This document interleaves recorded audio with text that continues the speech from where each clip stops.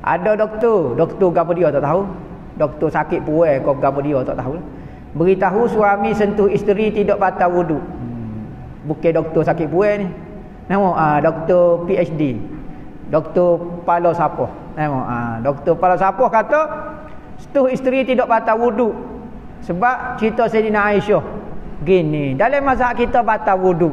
Kalau nak pergi tak batal wuduk dalam mazhab lain. Mudah royak cerita lalu. Tak payah royak cerita Sayyidina Aisyah lah ke apalah. Royak mazhab lain. Ulama duk bahadah. Royak nak kata demo bisa kau ambil daripada hadis direct. Sebut kata mazhab Hanafi kata tak batal.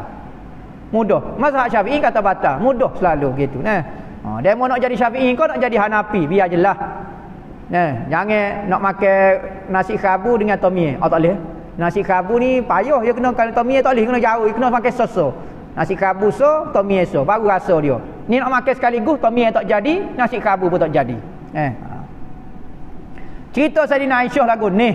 Rasulullah bangun tahajud, maka Rasulullah kata apabila dia nak bangun tahajud, bilik Rasulullah sepik. Sayyidina Aisyah tidur meletak lagu ni.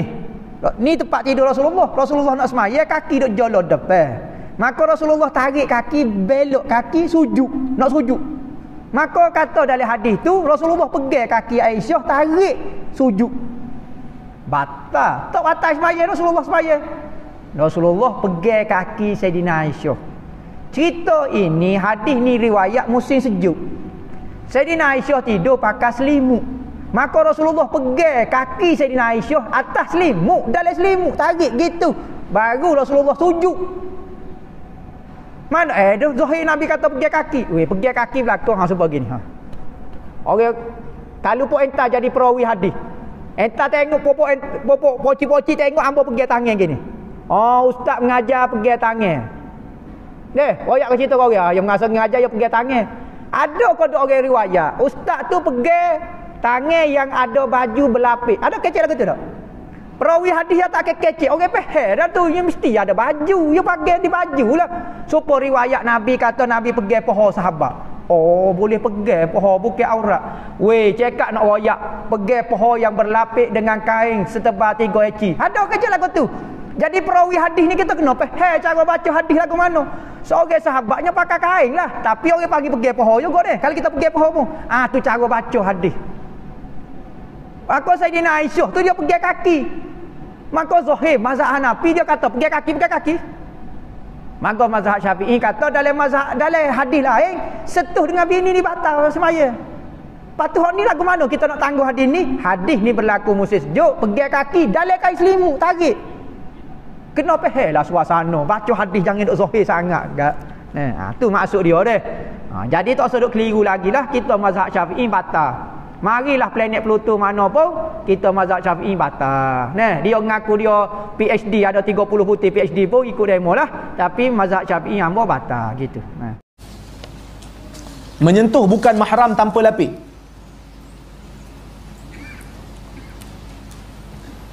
Kalau ikut mazhab Syafi'i, sengaja ke tak sengaja ke batal.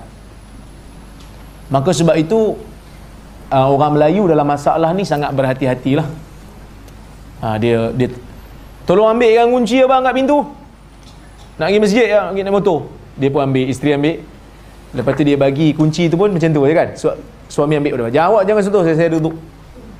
Kan? Kerana dia ikut mazhab Syafi'i. Tak salah, betul ya mazhab Syafi'i macam tu. Sengaja ke tak sengaja, kira batal lah. Kerana Imam Syafi'i dia menggunakan ayat Quran tu. Ayat Quran kata antara perkara yang membatalkan wudu aula mastumun nisa, apabila kamu saling sentuh menyentuh wanita. Kerana ada qiraat yang lain membaca lamastumun nisa, sentuh, bukan saling sentuh menyentuh, sentuh saja. Itu dah kira membatalkan wudu. Tetapi mazhab Abu Hanifah, mereka berpandangan bukan semata-mata sentuh. Ayat tu sebut la mastumun nisa, apabila kamu saling sentuh menyentuh, maksud dia jima. Bila berjima baru batal wudu. Kalau tak jima tak batal lah wudu. Kerana perkataan sentuh menyentuh dalam Quran ni, sentuh perempuan dalam Quran ni maksud dia jima. Jadi mereka menggunakan tafsiran ni untuk kata tak batal. Mazhab Ahmad bin Hanbal, dia kata selagi mana tidak ada syahwat maka tak batal. Dia pegang tu bukan pegang syahwat, pegang biasa. Bukan pegang tu bersedap-sedapan. Kita kan beza, kita pegang waktu ada syahwat dengan tak ada syahwat. Orang lelaki dia adalah tanda dia, kan? Apa dalilnya? Dalil yang kata tidak batal daripada Aisyah radhiyallahu anha, Nabi SAW cium seorang daripada isterinya, kemudian dia salat dan tidak mengambil wudu. Tapi hadis ni dhaif. Hadis ni dhaif. Abu Daud. Yang sahihnya yang ni, daripada Aisyah isteri Nabi, dia kata, saya tidur depan Nabi. Saya tidur depan Nabi dan kaki saya memandang ke arah kiblat Nabi. Apabila Nabi nak sujud, Nabi cubit kaki saya, maka saya pun tarik balik. Okay. Kemudian bila Nabi bangkit, saya lunjurkan balik kaki. Maka Aisyah kata, rumah pada waktu tu tidak ada pelita, tidak ada lampu. Aisyah ni kan dia budak kan, dia muda. Jadi bila Nabi salat, dia baring depan Nabi. Bila Nabi nak sujud, kaki dia ganggu, maka Nabi cubit kaki dia. Maka dia pun tarik, Nabi sujud. Bila Nabi bangkit, dia lunjur balik. Nampak macam budak sikit lah kan. Dan memang Aisyah ni budak sikit. Maksudnya Aisyah ni muda banyak banding Nabi. Dan ada riwayat lain sebut, dia tengah baring-baring tu, tiba-tiba dia kata ada urusan nak keluar, dia keluar kot celah kaki Nabi.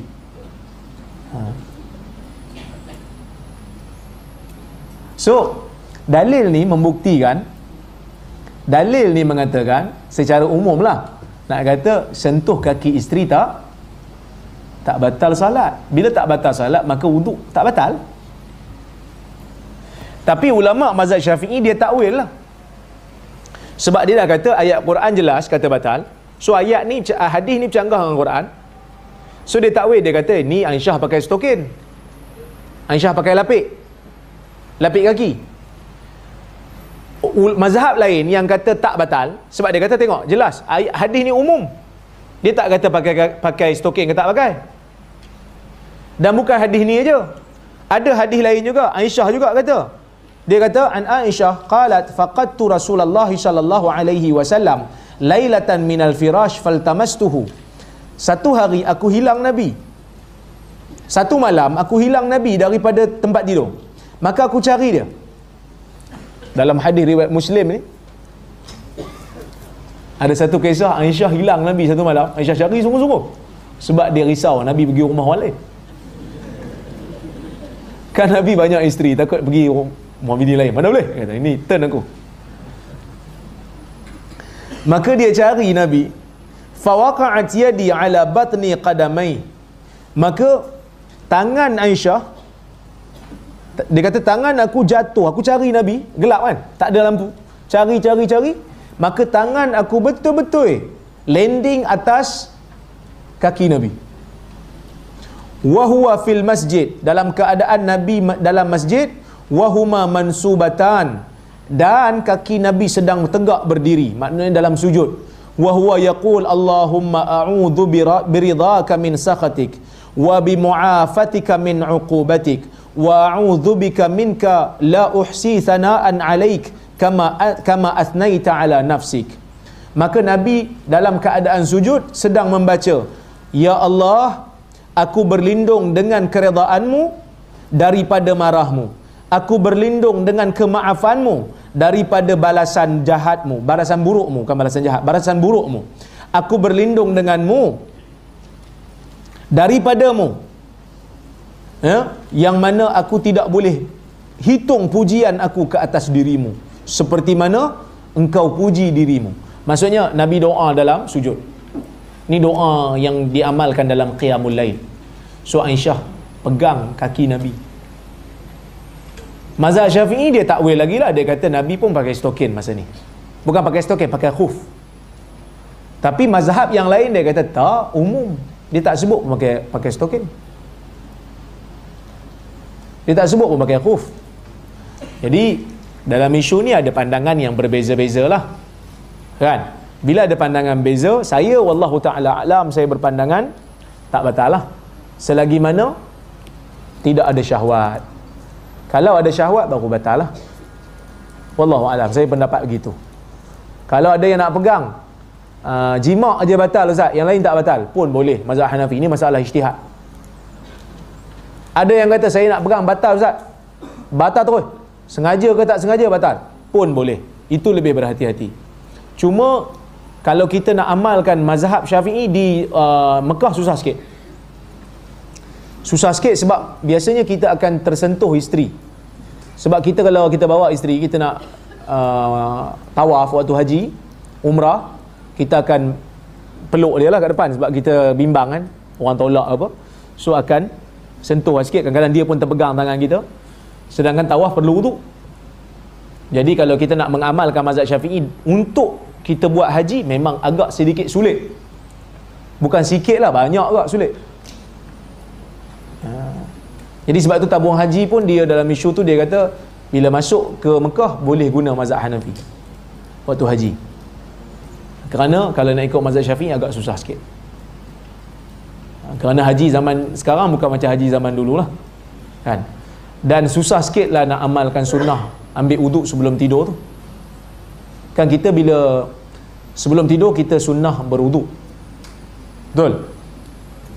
Berdasarkan hadis Bukhari, Nabi sebut pada Bara' bin Azib, bila kamu nak tidur, idza akhadta majja'ak tawadda wudu'aka lis-salah.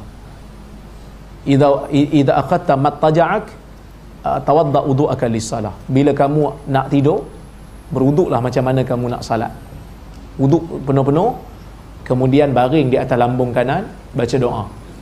Jadi kalau orang yang dah ada isteri, dia nak amal sunnah ni, maka isteri tak boleh sentuh dia waktu tidur lah. Sebab nak tidur dalam wuduk kan, jadi isteri tak boleh sentuh lah. Awak jangan sentuh saya ada wuduk lah. Dan saya tak buat lawak ni, maksudnya nak ikut mazhab Syafi'i kena disiplin lah. Susah sikit lah kan. Jadi bini pun muncung ya kan, awak sentuh sikit pun tak boleh kan? Dah lah baru kahwin minggu lepas. Saya ahlus sunnah. Cik. Maka nampak serius sikit lah kan. Tapi kalau kita guna mazhab yang lain, ada keluasan di situ. Ada keluasan. InsyaAllah saya berpegang kepada tak batal kalau sentuh selagi mana tidak ada syahwat.